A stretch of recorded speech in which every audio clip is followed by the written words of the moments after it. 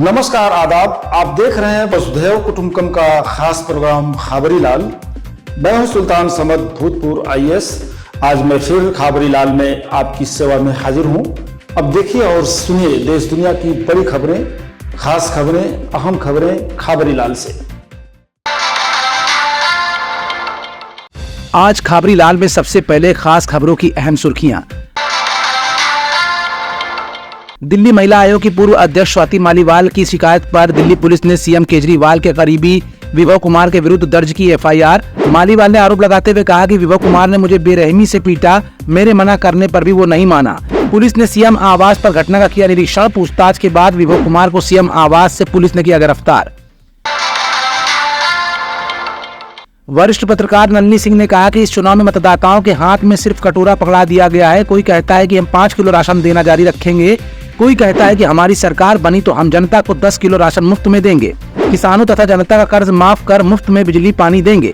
उन्होंने कहा कि एक बड़ा प्रश्न ये उठता है कि क्या इस तरह कोई देश एक विकसित देश बन पाएगा जहां 80 करोड़ जनता को खाने के लिए मुफ्त में राशन दिए जाने की बात हो रही हो।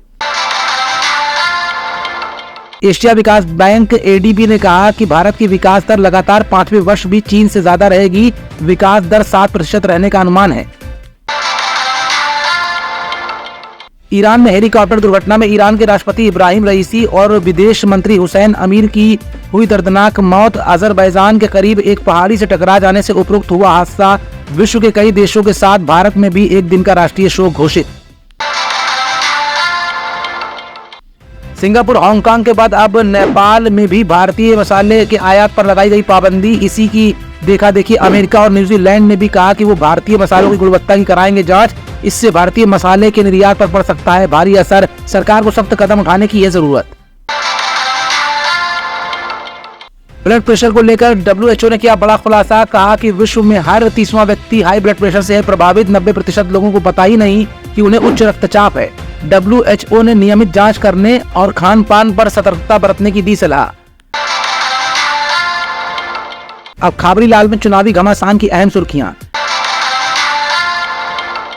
दैनिक भास्कर द्वारा सवाल पूछे जाने पर कि क्या अगर बीजेपी 400 सीटें जीत जाती है तो POK के लोग स्वयं ही भारत का सुशासन देख भारत में मिलना चाह रहे हैं। राजनाथ सिंह ने आगे अपने बयान को जारी रखते हुए कहा कि कांग्रेस पार्टी पहली पार्टी थी जिसने 1975 में इमरजेंसी लगाकर लोकतंत्र का गला घोटा था और सैकड़ों बार राज्यों में चुनी हुई सरकारों को अनावश्यक भंग किया था। हमने अपनी 10 साल की हुकूमत में एक भी चुनी हुई सरकार को भंग नहीं किया है। यही दोनों पार्टियों में फर्क है। उन्होंने कहा कि POK भारत का हिस्सा था और रहेगा। जनपद हमीरपुर में एक चुनावी जनसभा को संबोधित करते हुए PM मोदी ने सपा और कांग्रेस पर आरोप लगाते हुए कहा कि अगर इंडिया गठबंधन सत्ता में आया तो वोट जिहाद करने वालों को संपत्ति का एक हिस्सा उपहार में देगा। रायबरेली की चुनावी सभा को संबोधित करते हुए सोनिया गांधी ने जनता से की मार्मिक अपील। कहा, मैं आप लोगों को अपना बेटा सौंप रही हूं। उम्मीद है कि आप लोग राहुल को निराश नहीं करेंगे।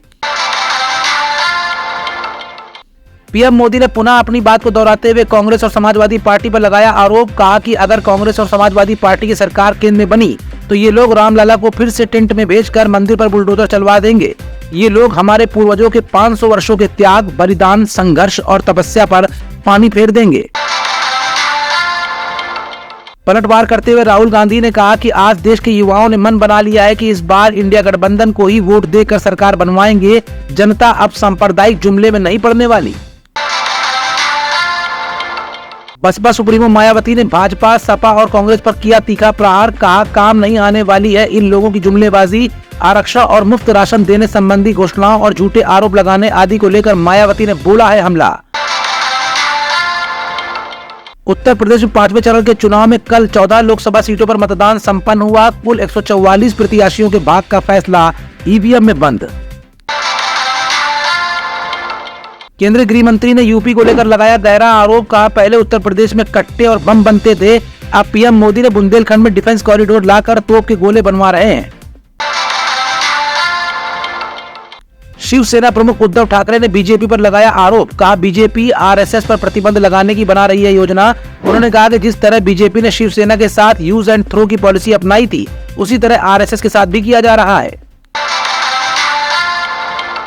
लोकसभा चुनाव का 5वां चरण का मतदान कल 20 मई को संपन्न हुआ। काफी प्रयास के बाद भी मतदान 59.3% में सिमट कर रह गया, जो इस लोकसभा चुनाव का सबसे कम प्रतिशत मतदान है। उल्लेखनीय है कि पहले चरण में 66.14%, दूसरे चरण में 66.71%, तीसरे चरण में 65.68%, चौथे चरण में 69.16% मतदान हुआ था।